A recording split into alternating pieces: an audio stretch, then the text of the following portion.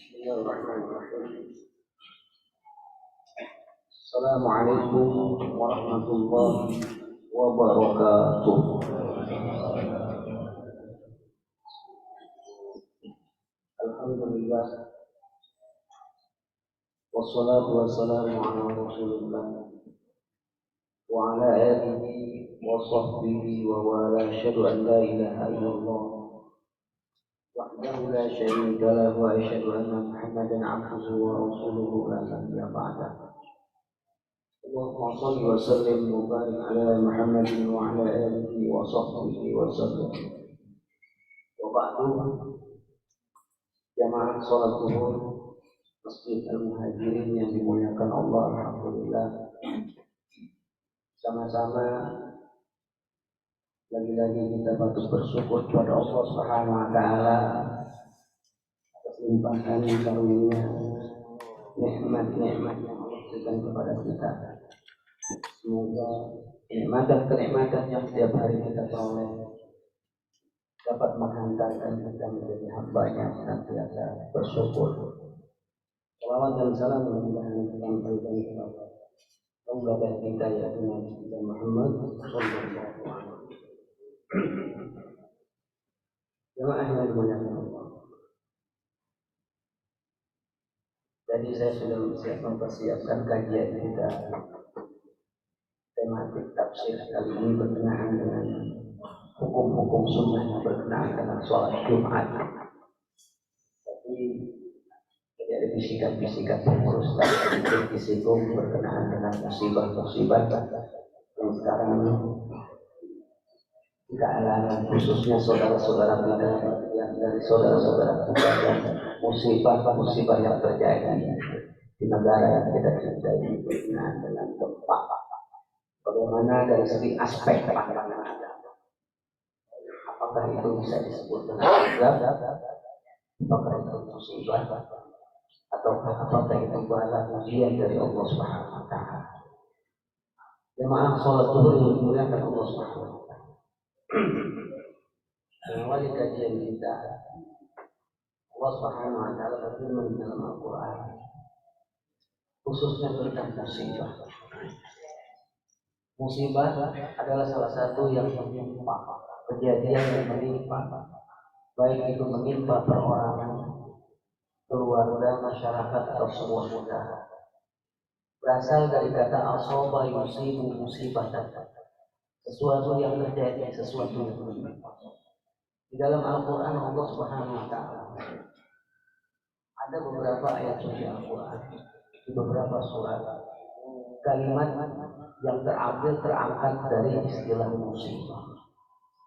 Sebagaimana dalam surat Al-Baqarah ayat 150, Allah berfirman, "Alladzina idza asabatuhum musibah qalu inna lillahi wa inna ilaihi raji'un." Yaitu orang-orang yang apabila terkena musibah, satu kejadian, musibah itu umum, kejadian apa saja. Kematian bisa disebut musibah. Kemudian gerhana bisa disebut musibah. Kalau namanya kusuk gerhana, baik matahari maupun bulan. Tapi kejadian gerhana bisa disebut dengan musibah, satu kejadian. Kemudian kehilangan harta juga musibah. Bahkan para tabi'in, orang-orang yang hidup di generasi setelah sahabat, para sahabat Rasulullah, para tabi'in salafus saleh, mereka itu sampai kepada seseorang mendapatkan kenikmatan dalam hidupnya itu bisa dikategorikan musibah karena kejadian. Jadi kalau ada seseorang mendapatkan kenikmatan rezeki itu musibah. Kemudian jamaah rahmatullah, di lain ayat ada kata musibah. Allah berfirman dalam surat An-Nisa, "Ma asaba min musibatin fil ardi wala fis sama' famin Allah." Apa saja kejadian yang terjadi di muka bumi ini maupun terjadi di langit, famin Allah, maka itu adalah perbuatan Allah, kehendak Allah. Di lain ayat, "Ma asaba min musibatin famin nafsik." Apa saja yang terjadi musibah itu maka itu terjadi akibat dari ulah-ulah tangan kalian. Jadi ada para atau kontradiksi. Satu musibah mengatakan dari Allah, musibah yang lain mengatakan itu adalah boleh jadi akibat dari diri kalian sendiri. Hadirin jamaah rahimakumullah. Rasulullah SAW bersabda dalam sebuah hadis, "Ma asaba min musibatin," hadis riwayat Imam Muslim. Bahkan Imam Ahmad meriwayatkan hadis yang sejenis. "Wala maradin wala hammin." Tidaklah seseorang tertimpa musibah, kecemasan, sakit, kematian, kehilangan harta, bahkan kakinya harus tertusuk duri, illa melainkan itu sudah ditetapkan oleh Allah. Illa biqadrillah ta'ala, sesuatu melainkan itu sudah ditetapkan oleh Allah Subhanahu. Dan kemudian Rasulullah bersabda, wa innahu, sesungguhnya dia Allah menghendaki musibah-musibah kejadian-kejadian itu sampai seseorang tertusuk duri di kakinya itu adalah untuk kebaikan. Jadi hadis lebih lagi, sakit, kematian, kehilangan harta, kesedihan, kecemasan, kekhawatiran, itu musibah. Dan pandangan agama kata Rasulullah SAW itu adalah baik buat diri kita.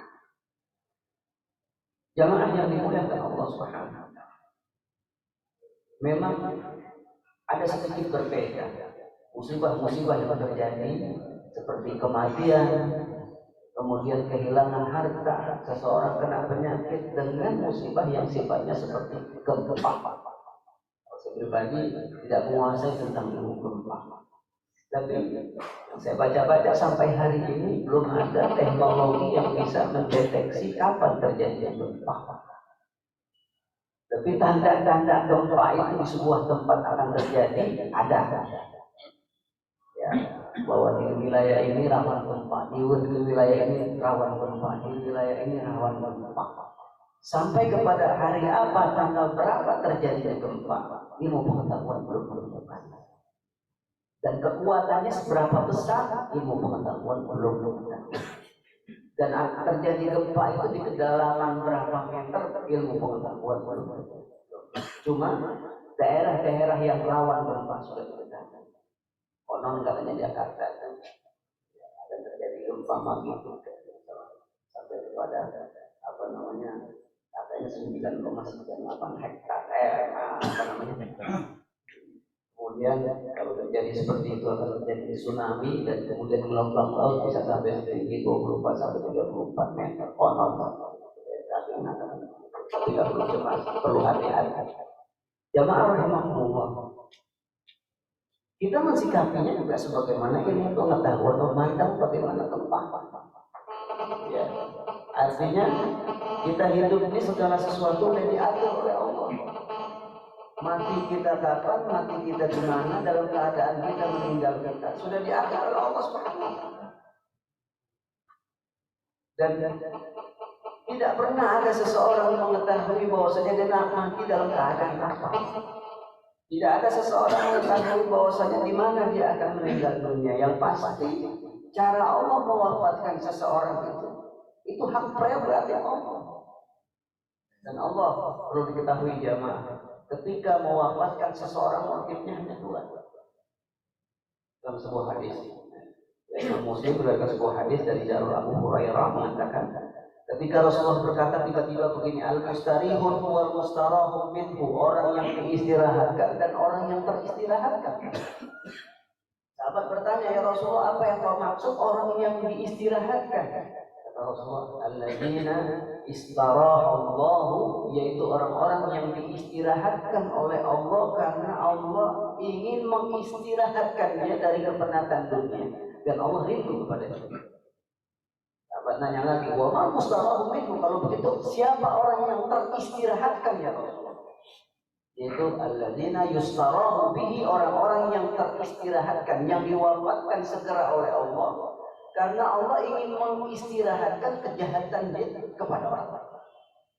Allah ingin mensudahi kejahatan dia kepada orang lain. Allah ingin mensudahi kejahatan dia kepada Allah, kemaksiatan dia kepada Allah. Jadi jamaah, Kalau sekarang ini kita punya cara pandang bahwa orang baik itu matinya cepat, orang lambat matinya lama, itu salah. Pandangan itu keliru dengan sebagaimana hadis Nabi.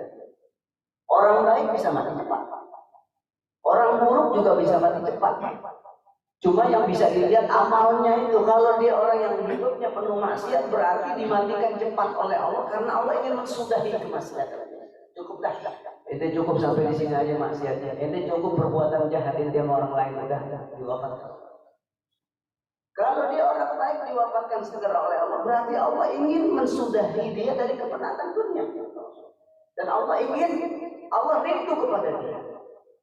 Dua-duanya tujuan Allah baik. Kalau yang pertama ahli maksiat, gak banyak, jangan banyak ente maksiat, cukup sampai sini. Kalau yang pertama, Allah merasa kasihan kepada orang yang sudah dipenangkan oleh dunia dan sibuk, akhirnya Allah rindu pada dia panggil. Dengarkan hadis seperti itu. Jadi hadir jamaah Allah. Kita hidup ini nggak boleh memiliki kecemasan, kekhawatiran yang berlebihan. Dan kecemasan dalam hidup itu satu bagian dari ujian. Dalam surat Al-Baqarah Allah ayat selanjutnya Allah berfirman begitu. وَلَنَبْلُوَنَّكُمْ بِشَيْءٍ مِنَ الْخَوْفِ وَالْجُوعِ وَنَقْصٍ مِنَ الْأَمْوَالِ وَالْأَنْفُسِ وَالثَّمَرَاتِ وَبَشِّرِ الصَّابِرِينَ. Sungguh Allah akan menguji kalian dalam hidup kalian. Bisyai'in dengan sesuatu. Minal ju' kelaparan. Kita mah enggak. Kalau bapak-bapak yang adil maka enggak mungkin kelaparan. Ya, sejahtera iya. Wal khawf yang kedua mungkin terjadi pada siapa saja. Rasa cemas, rasa khawatir, rasa was-was. Dan bisa karena faktor apa saja cemas. Ya, seperti bapak-bapak tinggal di gedung tingkat tinggi seperti ini, ada gempa 5 skala hektar saja terkadang berasanya luar biasa. Kan gede baik-baik. Ya, kalau saya enggak di tempat di gedung di rumah biasa, terkadang 5 skala hektar itu cuma kayak goyang-goyang dikit aja, tapi kalau di gedung luar biasa. Dan manusiawi ketika saat terjadi seperti itu, bayangan kita, wah jangan-jangan mati saya, jangan-jangan runtuh di gedung, akhirnya berhamburan lari ke bawah, berebut seperti itu. Ya. Nah itu manusiawi dan itu menjadi bagian kata Allah ujian dari Allah minal khawf wa nabluwannakum ibtila. Ujian di antara yang terjadi pada manusia itu adalah di antaranya khauf, kekhawatiran, kecemasan. Wal anfus kekurangan jiwa, maksud kematian. Wal amwal kekurangan harta. Jadi fenomena hidup ini Pak sekalian semua adalah ibtila, ujian. Ujian dari Allah. Kekayaan ujian, kemiskinan ujian, nikmat ujian, musibah ujian. Warna-warni hidup kita yang kita alami itu adalah ujian dari Allah Subhanahu wa taala. Di ujung ayatnya apa kata Allah? Wa basyiris sabirin, dan berikanlah kabar gembira kepada orang yang sabar. Sabar. Ketika Bapak sekalian ada seorang ibu, anak satu-satunya meninggal dunia dan kemudian dia merasa terpukul. Sebuah riwayat. Terpukul, musibah itu luar biasa berat dipikul. Sehingga dia merasa seolah-olah tidak terima takdir Allah punya anak satu-satunya meninggal dunia. Menangis sejak anaknya dipanggil Allah sampai dikubur dan sang ibu ini mengikut ke kuburan dan orang pada pergi, sang ibu masih tetap di atas kuburan anaknya menangis. Kemudian Rasulullah tiba-tiba singgah lewat di kuburan tersebut, mendengar seorang wanita menangis di parang di dekat dia. Apa kata Rasulullah? Isbiri ya ummah, isbiri ya ummah. Sabarlah wahai ibu. Fa'innaka isbiri ya ummah. Sabarlah wahai ibu. Kemudian sang ibu ini tanpa melihat lagi siapa yang nasihatin, jawablah. Fa'innaka lam tusab bi musibati. Kau bisa aja nasihatin sabar. Karena kalau tusuk di musibah, sesungguhnya engkau belum merasakan musibah yang aku alami, pahit, getir, dahsyat luar biasa, menjadi beban yang terberat. Anak satu-satunya meninggal dunia. Akhirnya sang ibu Rasulullah pergi. Kemudian temannya yang di samping sang ibu ngomong, tahu kata dia, wahai saudaraku, itu yang nasihatin kita adalah Nabi. Nabi yang nasihatin kita. Sang ibu ini seperti khasafal barqu, dan buahnya tersambar petir, maka dia berusaha menyusul Nabi yang sudah jauh. Akhirnya Nabi sudah kelelahan. Besoknya dia datang ke rumah Rasulullah, datang ke pintu mengucapkan salam, dan Dan kemudian ketika Rasulullah membuka pintunya, apa kata Rasulullah SAW? Innama sabru inda sadamatil ula. Innama sabru inda sadamatil ula. Ulama menafsirkan innama yuhmadu sabru inda mafaja'atil musibah. Wa amma fima fa'ata fa yaqa'u salwatan. Ya, ulama menafsirkan innama sabru, sesungguhnya sabar itu saat Anda mendapatkan benturan yang pertama kali. Jadi benturan pertama kali sabar, itu sabar tuh nilainya di situ. Bukan sabar itu setelah benturan berakhir dia baru sadar, dia baru inqiyad, pasrah kepada Allah, tawakal kepada Allah. Bukan sabar seperti itu. Sabar itu ketika benturan yang pertama kali Anda bersabar, dikembalikan ke Allah, inqiyad, pasrah, tawakal, maka itulah sabar. Sang ibu ini ingin dinasihatin oleh Allah. Wah ibu, sekarang tuh ente seolah-olah seperti orang yang belum nggak ada kena musibah, tenang, damai. Bukan itu sabar. Sabar itu saat pertama kali kehilangan anak itu dipanggil oleh Allah, wafat, meninggal, dan engkau sabar menerima kejadian itu sebagai sebuah takdir Allah. Itulah sabar. Dan pahalanya, balasannya besar. Nama yuwaffas sabiruna ajruhum bighairi hisab. Sesungguhnya balasan Allah orang yang sabar adalah bighairi hisab, tanpa limit, tanpa batas. Nah, ulama ketika menafsirkan innama sabru ay innama yuhmadu sabru inda mafaja'atil musibah. Sabar itu ketika terjadi goncangan musibah. Mafaja'atil, sekonyong-konyong musibah terjadi, sabar. Ya, sabar itu bukan ikhtiar. Artinya apa? Ada adab dalam agama tuh kalau saat musibah. Agama membimbing kita adab-adab tertentu ketika terjadi musibah. Berbeda orang yang beriman, berbeda orang yang mengerti agama ketika mendapatkan musibah dengan orang yang mengerti agama. Nah, di antaranya Allah contohkan dalam surat Al-Baqarah tadi, ya, alladzina idza asabatuhum musibah qalu inna lillahi wa inna ilaihi raji'un. Yaitu orang-orang yang apabila terkena musibah dia berkata inna lillahi wa inna ilaihi raji'un. Dalam sebuah hadis ketika seorang wanita kehilangan anak, dalam kasus kisah yang berbeda, dia kabarkan kepada Rasulullah, ya Rasulullah, anakku meninggal. Gimana nih ya Rasulullah? Kau pulang. Dan sekarang kau katakan, walillahi ma akhadha wa a'ta wa kullu syai'in ila ajalin musamma. Di lain hadis, wa kullu syai'in yuqdaru biqadri Allah Ta'ala. Walillahi ma akhadha, hanya milik Allah apa yang dia berhak mengambil. Diambil milik Allah, dia berhak. Wa ma a'ta, apa saja yang Allah kehendaki untuk diambil, kehendak Allah. Kemudian selanjutnya Rasulullah mengatakan apa namanya? Wa kullu syai'in, dan segala sesuatu bimiqdar, ada takdirnya.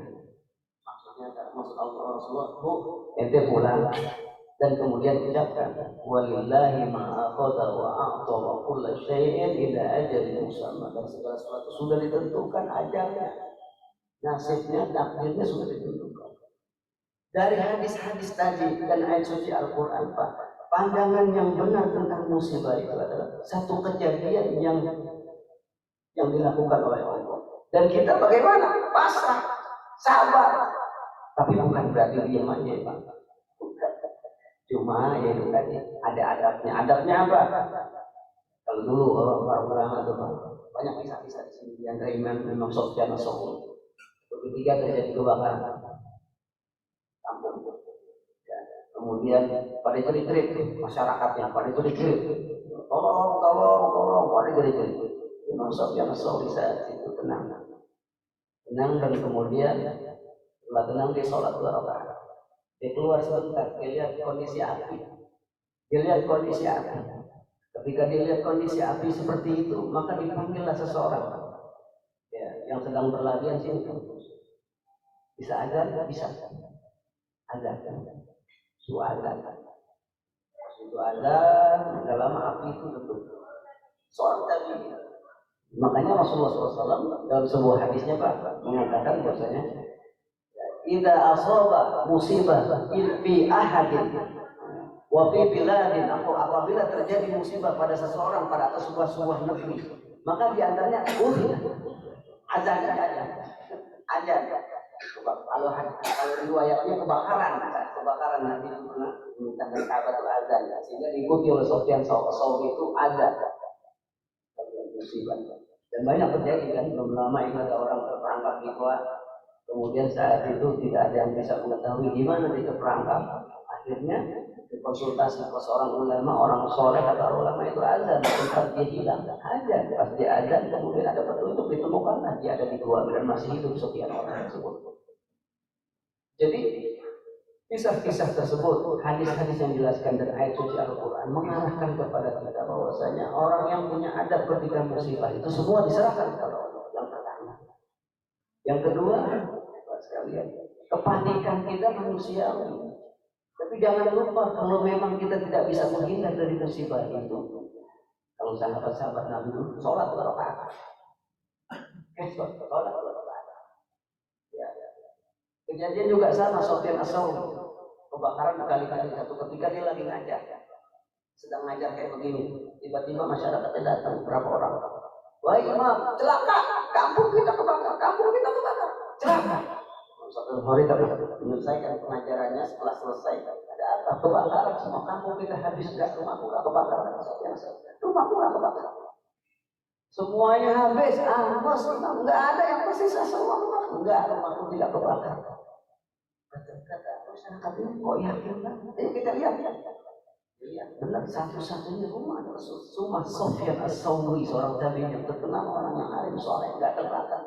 Akhirnya dia tanya, kenapa wahai imam? Aku yakin dengan sabda Rasulullah. Jadi Imam Sofyan As-Sauri ini sepanjang hayatnya mengamalkan sebuah doa yang diajarkan oleh Rasulullah SAW. Apa doanya, Pak sekalian?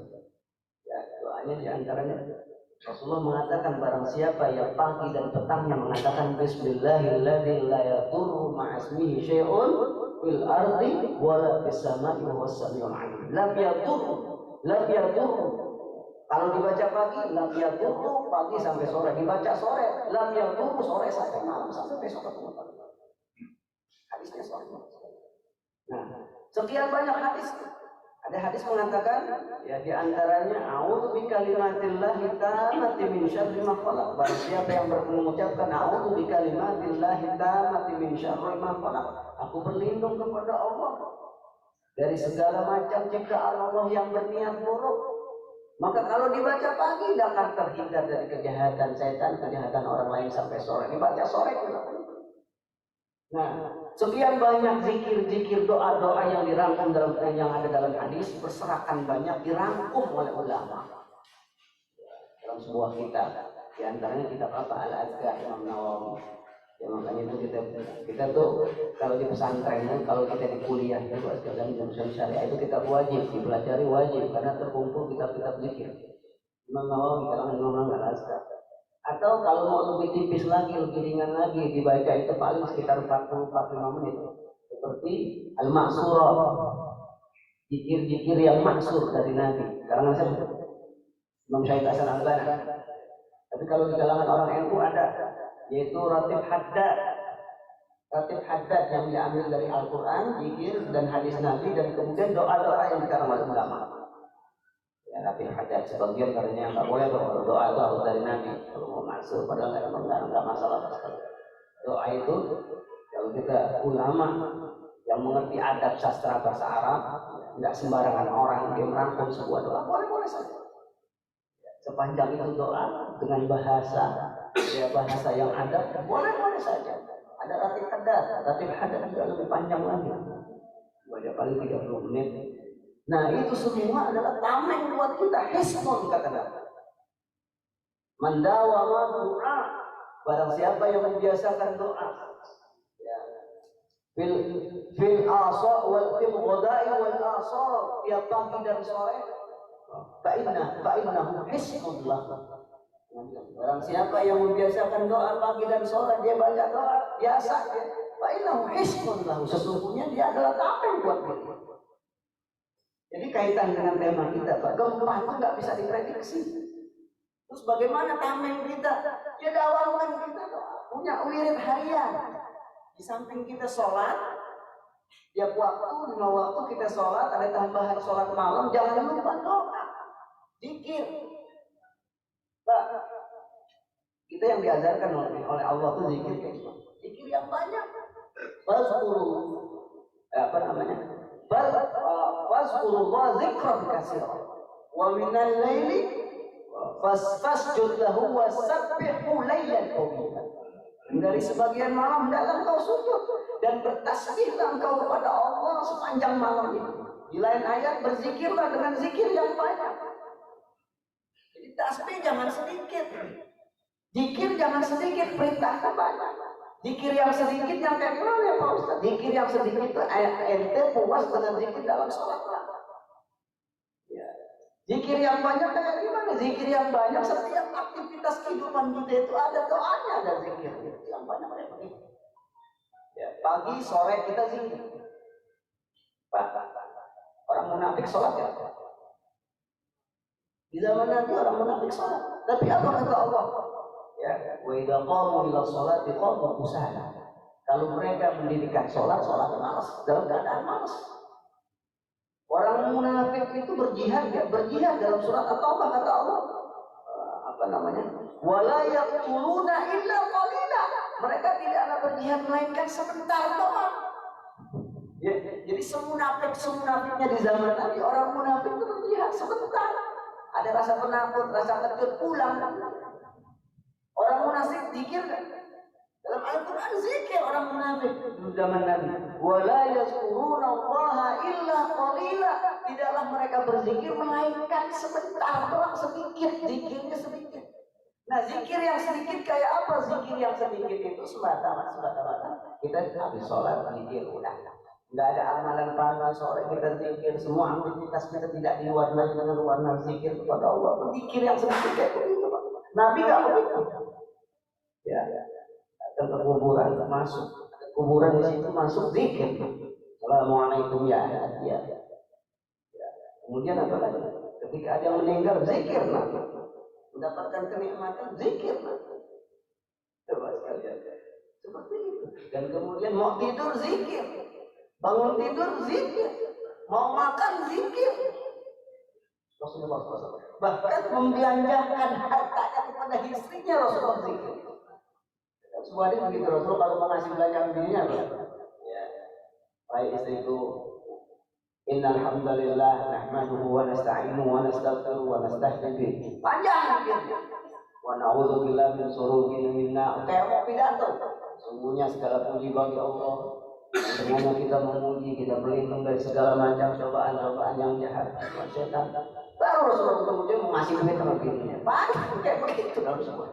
Rasulullah SAW. Ya. Jadi fazkurullah zikran katsira. Gempa itu nggak bisa dideteksi. Terus bagaimana Pak Ustaz biar kita tenang? Ya warnai hidup kita dengan zikir kepada Allah. Di antaranya pagi dan petang Bapak. Sebab khasiat zikir pagi dan petang yang dalam kitab Al-Azkar Maksur atau sangat luar biasa. Sangat luar biasa. Di dalamnya ada bacaan suci Al-Quran, kemudian di dalamnya ada hadis-hadis Nabi yang diantaranya adalah bacaan-bacaan itu tadi. Ya, kalau dalam lambung Fatihah itu di situ ada Allahumma najjinna mimman nakhaf, Allahumma sallimna mimman nakhaf. Ya, di antaranya, ya Allah selamatkan dari sesuatu yang mengkhawatirkanku. Ya Allah selamatkan aku dari sesuatu yang mencemaskanku. Ada ujung-ujung baik surat Al-Haddad. Kalau yang tahu, ada yang pernah baca Al-Haddad. Coba milikin kitabnya baca itu. Gitu. Ya, itu ada Bismillahirrahmanirrahim. Asmi syai'un bismillah. A'udzu bikalimatil Haddad. Kita baca la haula wala quwwata sekian kali. Kemudian kita baca la ilaha illallah sekian kali. Nah, kalau kita sudah mendawamkan seperti itu, Pak sekalian, intinya pasrah kepada Allah.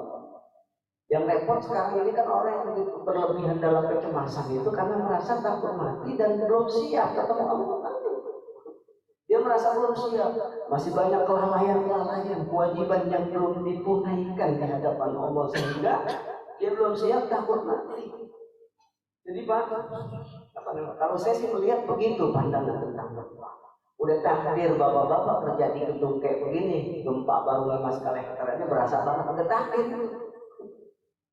Atau kemudian zaman gempa ini saya cuti aja dah, aku ada gempa kan nggak mungkin.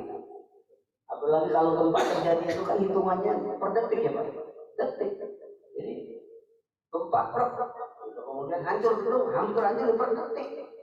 Dari lantai 16 sampai bawah misalnya, kalau ada gempa pasti selamat. Gempa kan lama, goyangan dulu 10 menit, 5 menit bisa sampai ke bawah, nggak mungkin.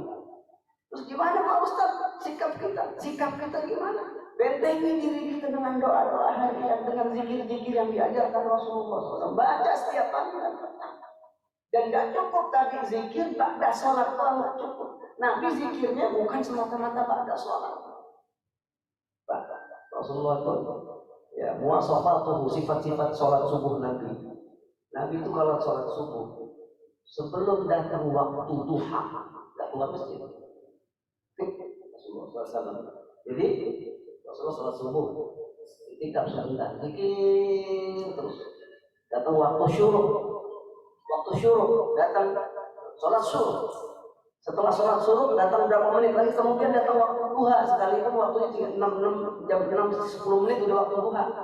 Jam 6 sekarang jam 6 lewat 5 menit udah waktu duha. Sholat duha, selepas itu baru pulang Rasulullah. Beraktivitas ke pasar kemana dan selesai. Kayak begitu. Nah kita subuh kesiangan, udah subuh kesiangan, apalagi berangkat kerja terburu-buru, sholat 2 rakaat subuh doang, kemudian zikir kita asal-asalan. Bagaimana mungkin hidup kita merasa aman dari segala macam musibah yang terjadi? Ketenangan itu lebih zikrillah dengan zikir kepada Allah Subhanahu wa Ta'ala. Jadi buat sekalian, ya, kalau boleh kesimpulannya saya ingin mengarahkan kepada pertemuan taklim kita kali ini adalah ya, cemas tidaknya kita terhadap musibah itu sangat tergantung dengan keyakinan kita, kedekatan kita kepada Allah Subhanahu wa Ta'ala. Dan seseorang tercemas itu fitrah, fitri. Sebagaimana tadi ujian dari Allah, kita akan diuji dari rasa cemas. Cuma untuk mengurangi rasa cemas kita dalam hidup kita ini kalau terjadi musibah adalah dengan apa? Dekat kepada Allah, sedekat-dekat melalui zikir. Jangan mengandalkan sholat tahajud, sholat 5 waktu saja. Zikir yang banyak, Pak. Zikir yang banyak, bahkan tambah dengan puasa dan seterusnya. Insyaallah ya, tidak akan tenang dalam hidup kita. Ada pertanyaan? Ya, punya ada pertanyaan? Ya.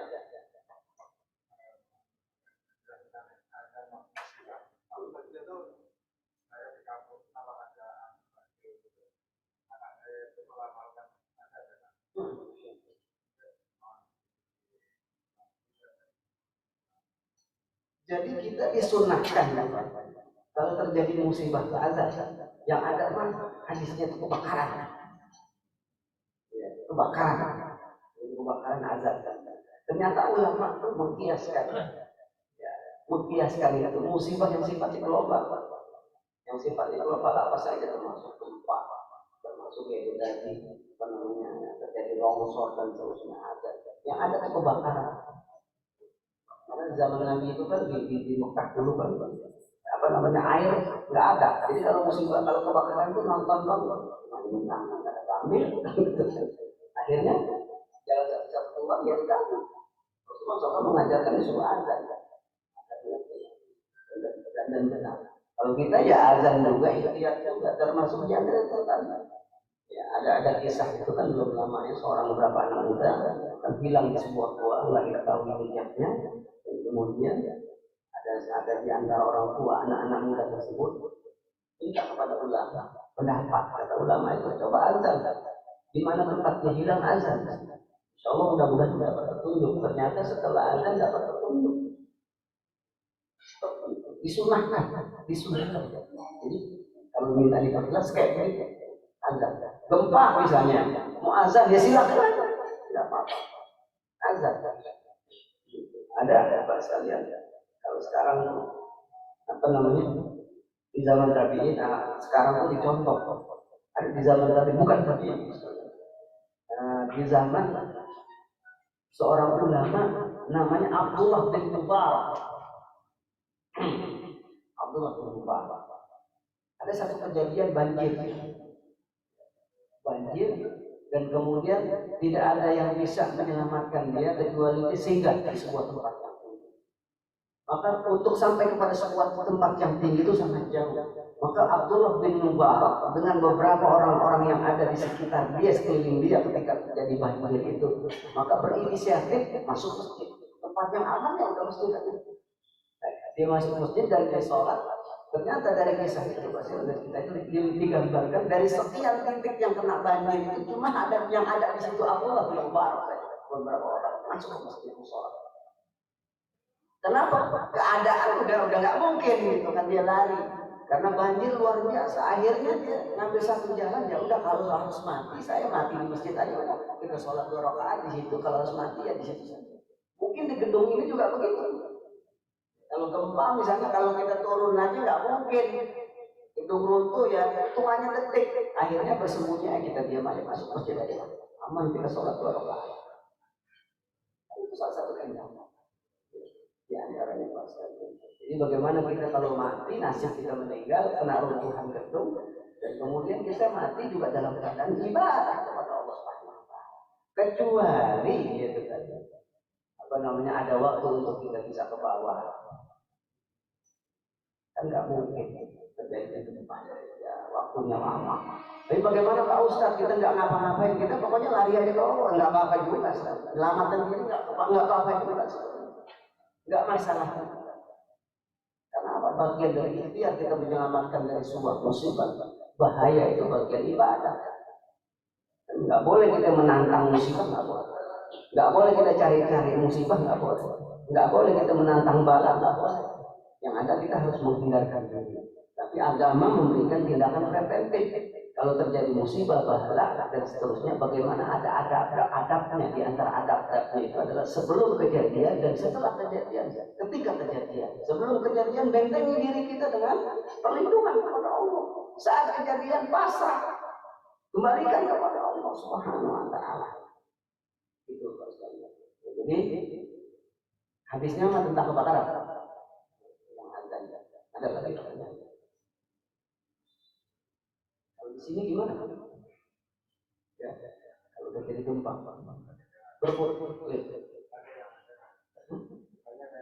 ada yang azan ya. Ini dari sunnah. Bagian dari sunnah. Berbut semua. Oh, ada naik tangga turun. Ya nggak apa-apa juga, tidak apa-apa. Cuma itu tadi, kalau kita punya benteng iman yang kokoh, pandangan kita dengan agama baik, disertai dengan zikir, istighfar dan apa, sehingga kita kalaupun terjadi musibah saat itu harus meninggal semua, mati semua satu itu, kita mengakhiri hayat kita dengan kalimat-kalimat zikir. Jadi kalau orang yang punya iman kan teriak-teriak, itu aja sederhana sebenarnya.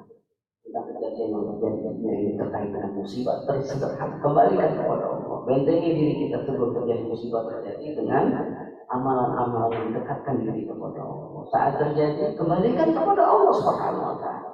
Jangan protes. Gitu. Ya amannya memang kerja nggak di atas gedung.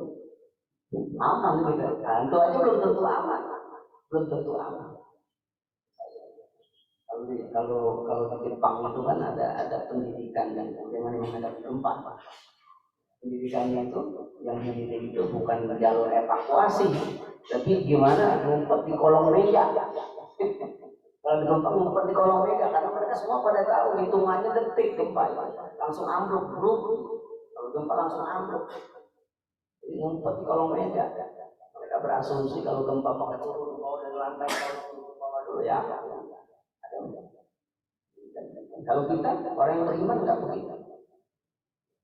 Terus gimana caranya? Kalau ke masjid, masuk ke masjid, sholat 2 rakaat, pasrah kepada Allah Subhanahu wa taala.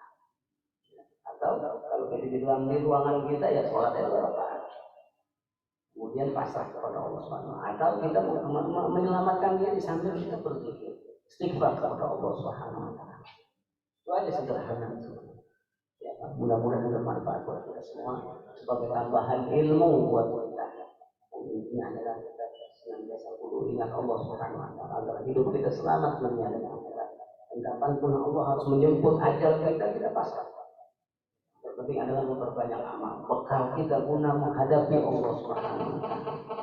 Sekian, assalamualaikum warahmatullahi wabarakatuh.